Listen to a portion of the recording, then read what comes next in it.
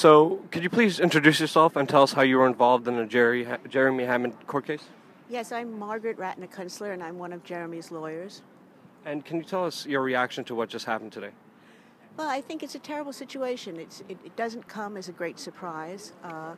When the judge began to use Jeremy's online vocabulary against him, it showed how little she understands about how people talk online and what their vocabulary is. I mean, you know, if Jeremy used the word "kill" in his online mayhem, I mean, there's an inflated language that's used in the chat rooms that really has nothing to do with the language that we use on the street and that Jeremy even uses on the street. It doesn't have normal conversations like that. It's a way of behaving online, and she had no concept of that and used it against him.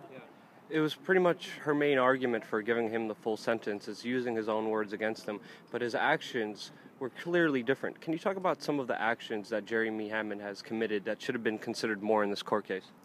Well, Jeremy's actions were in line with the rest of his civil disobedience actions on the street. I mean, he's always concerned with anti-racism, with equality, with justice, and with transparency. And all of his hacks had that basis to them.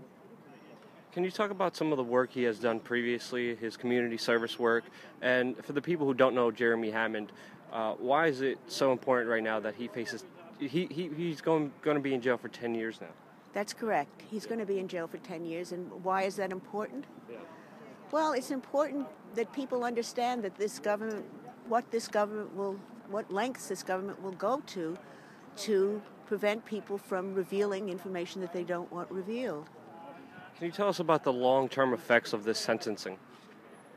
I don't know what the long-term effects of the sentencing. I mean, it seems to me that Chelsea Manning got a tremendously long sentence, and Jeremy was very sympathetic with Chelsea, and we all had a sense of what was going to happen to Chelsea, but that didn't stop Jeremy. So I don't know what ultimately affects people of this sort who are brave enough to take these acts. I think they take them anyway. He was very brave. He's facing the punishment right now. Can you tell us your reaction? You've been, on his defense team from the very beginning. What do you take away from everything that just happened? I'm very sad. There's no question about it. I'm miserable about it because, I have tremendous feelings for Jeremy. We developed a very close relationship. I think he's a wonderful human being, and I'm saddened by the fact that he's going to have to spend so many years in jail. Is there anything else you'd like to say? No, that's all. Thank you so much for your time.